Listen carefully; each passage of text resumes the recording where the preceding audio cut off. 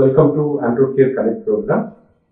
Sir, నేను హల్వా తినకముందు బాగానే ఉన్నాను. హల్వా తిన్నాక అంగస్తమన ప్రాబ్లం స్టార్ట్ అయింది. దీనికి పరిష్కారం చెప్పండి సార్. హల్వా అనేది అంటే నాకు తెలిసి మీరు ఏదో ఇనానీ ట్రీట్మెంట్కి వెళ్ళింటారు. వాళ్ళే అంటే ఈ హల్వాస్ అనేది వాళ్ళే ఇస్తారు. సో ఇప్పుడు ఏమవుతుంది అంటే, ఎందుకు ఇప్పుడు కొంతమంది మైల్డ్ ప్రాబ్లం ఉన్న వాళ్ళు వెళ్తే ఆ హల్వాలో ఏ మందు కలిపారు, అది దేనికి ఇచ్చారు, ఏ హార్మోన్ కోసం ఇచ్చారు, ఆ హార్మోన్ అది తీసుకున్న తర్వాత ఏమైనా హార్మోనల్ ఇంబ్యాలెన్స్ ఎక్కువైందా, అది చూసుకోగలిగితే మనం చెప్పచ్చు. బేసిక్గా అందుకని మీరు ఒక హార్మోన్ టెస్ట్ చేయించుకోగలిగితే అంగస్తమన ప్రాబ్లం ఎందుకు వచ్చింది, ఆ పర్టికులర్ తిన్న తర్వాత ఎందుకు వచ్చింది అని అర్థం. నాకు పెళ్లి కాకముందు హస్తప్రయోగం అలవాటు ఉండేది, బాగానే ఉన్నాను. నాకు మ్యారేజ్ అయ్యి 5 years అవుతుంది. మాకు ఒక్క బాబు. 3 years బ్యాక్ 98 kgs ఉన్నాను. ఆయుర్వేదం హల్వా తిని 65 kgs అయ్యాను. నాకు అంగం గట్టిపడట్లేదు. సో అసలు ఆ హల్వాతో సంబంధమో లేదో తెలియదండి. ఒకటి గుడ్ థింగ్, నాకు 98 kgs నుంచి 65 kgs తగ్గారంటే చాలా మంచిది, అంటే బాగా తగ్గారు. రెండోది, ఏదైనా హార్మోనల్ ఇంబ్యాలెన్స్ వచ్చిందా, అప్పుడు బాగా డైటింగ్ వల్ల కొంచెం మెయిన్ న్యూట్రియంట్స్ తగ్గిపోయి కూడా ఇలాంటి ప్రాబ్లమ్స్ వచ్చిండొచ్చు. వైటమిన్ డి, B12 డెఫిషియన్సీ వల్ల కూడా వచ్చిండొచ్చు. ఒకసారి అవన్నీ చెక్ చేయించుకోవాలి. సరే, సుఖవ్యాధులు ఉంటే నడుము లాగడం, పొడుస్తున్నట్టు ఉంటుందా, అంగం లోపల మంటగా ఉంది, ఉండొచ్చు. ఎందుకంటే ఇన్ఫెక్షన్స్ అనేవి అది సుఖవ్యాధులు కావచ్చు, నార్మల్ బ్యాక్టీరియా ఇన్ఫెక్షన్ కావచ్చు. సో ఇది ప్రాస్టేట్, సెమినల్ వెసికల్ని రెండు ఇన్ఫెక్ట్ చేస్తే మీరు చెప్పిన సిమ్టమ్స్ అన్నీ ఉండొచ్చు. సార్, పెనిస్ కోకోనట్ ఆయిల్తో మసాజ్ చేస్తే సెన్సిటివిటీ తగ్గుతుందా? సో జనరల్గా ఏంటంటే, రోజు ఇప్పుడు కొంతమంది పెనిస్ అసలు టచ్ చేయకుండా ఉంటారు కదా, సో వాళ్ళకు జనరల్గా సెన్సిటివిటీ ఎక్కువ ఉంటుంది. సో కోకోనట్ ఆయిల్తో మసాజ్ ఏం అవసరం లేదు, జస్ట్ అప్లై చేసినా చాలు. కొంతమందికి రెగ్యులర్గా అప్లై చేసే కొద్దీ స్కిన్ కొంచెం టెక్స్చర్ చేంజ్ అయ్యి కొంచెం సెన్సిటివిటీ తగ్గుతుంది. 2.5 mg టెడ్లాఫిల్ వాడితే ఎరెక్షన్ రావడం లేదు సార్. అలాగే పెనిస్ గ్లాన్స్ కింద లైట్గా టింగ్లింగ్ సెన్సేషన్ వస్తుంది. పినైల్ డాప్లర్లో rigidity scale response appears to be grade 3 అని వచ్చింది.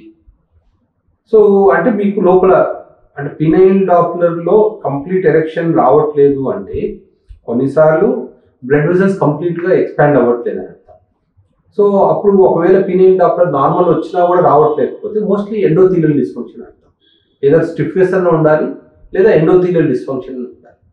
అంటే ఎండోథీలియల్ డిస్ఫంక్షన్ అంటే పెనిస్లో ఎక్కడైతే ఈ ఎరెక్షన్ కావాల్సిన కెమికల్ రియాక్షన్ జరుగుతుందో అక్కడే ప్రాబ్లం ఉంటుంది.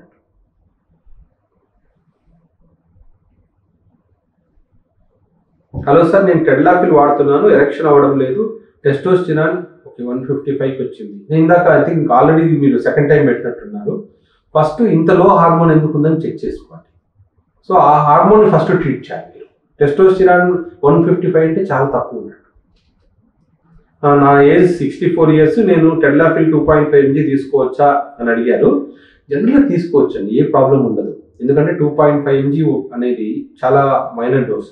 అన్లెస్ మీకు ఏదైనా మేజర్ కార్డియాక్ ఇష్యూ ఉంటే తప్ప 2.5 mg ఈజీగా ఎవరైనా తీసుకోవచ్చు. ఒకవేళ మీకు ఆల్రెడీ కార్డియాక్ సర్జరీ అయ్యి, లేదు కొంచెం దూరం నడుస్తుంటేనే బాగా ఆయాసంగా ఉండి, లేదా ఒక్క ఫ్లోర్ స్టెప్స్ ఎక్కినా కూడా బాగా ఆయాసపడుతుంటే, అలాంటి సిచ్యువేషన్స్లో ఉన్నప్పుడే మేము జనరల్గా ఇవన్నీ తీసుకోవద్దని చెప్తాం. సో మీరు ఈజీగా ఒక 1/2 kilometer to 1 year అసలు ఎటువంటి అలసట లేకుండా నడవగలుగుతున్నారు అనుకోండి, మీకు 64 years ఉన్నా కూడా జనరల్గా టెడ్లాఫిల్ వల్ల సైడ్ ఎఫెక్ట్స్ ఉండవు. తర్వాత సార్, రొమాన్స్ చేసిన తర్వాత ఎజాక్యులేషన్ చేయకుండా ఉంటే ప్రాస్టేట్లో పెయిన్ వస్తుంది. వన్స్ ఎజాక్యులేషన్ అయిన తర్వాత ఇది ప్రాస్టైటిస్ క్లియర్గా, అంటే అలా పెయిన్ వస్తుంది. ఒకవేళ ఎజాక్యులేషన్ తర్వాత పెయిన్ ఎక్కువ అవుతున్నా, పెయిన్ ఎక్కువ ఉండి ఎజాక్యులేషన్ తర్వాత తగ్గిపోయినా ఏదైనా ప్రాస్టైటిస్ కానీ ప్రీమెచ్యూర్ సెమినల్ వెసికలైటిస్ కానీ ఉంది. సో దానివల్ల కూడా మీకు ప్రీమెచ్యూర్ ఎజాక్యులేషన్ అవుతుంది. సో సీమెన్ కల్చర్ చేయించుకోవాలి. ఒకవేళ కల్చర్లో ఏమి తెలియకపోతే ట్రాన్స్ రెక్టల్ అల్ట్రాసౌండ్ చేయించుకోవాలి. అది ట్రీట్మెంట్ మీరు చేయించుకోవాలి. ఈ రెండు అంటే ఇన్ఫెక్షన్ తగ్గిస్తే మళ్ళీ మీ ప్రీమెచ్యూర్ ఎజాక్యులేషన్ కూడా క్యూర్ అవుతుంది. సార్, ఫినెస్ట్రేట్ టాబ్లెట్ తీసుకోవడం వల్ల ఎరెక్టైల్ డిస్ఫంక్షన్ వచ్చిన వాళ్ళు ఫినెస్ట్రేట్ టాబ్లెట్ తీసుకోవడం స్టాప్ చేస్తే ఎరెక్టైల్ డిస్ఫంక్షన్ నార్మల్ అవుతుందా?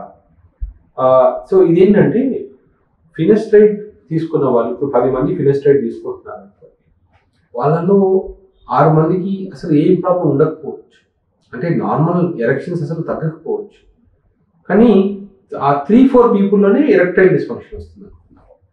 సో మా ఎక్స్పీరియన్స్లో ఏంటంటే ఈ ఫినెస్ట్రైడ్ ఎఫెక్ట్ అనేది కొంతమందికి 6 నెలల నుంచి 2 years దాకా చూసాం.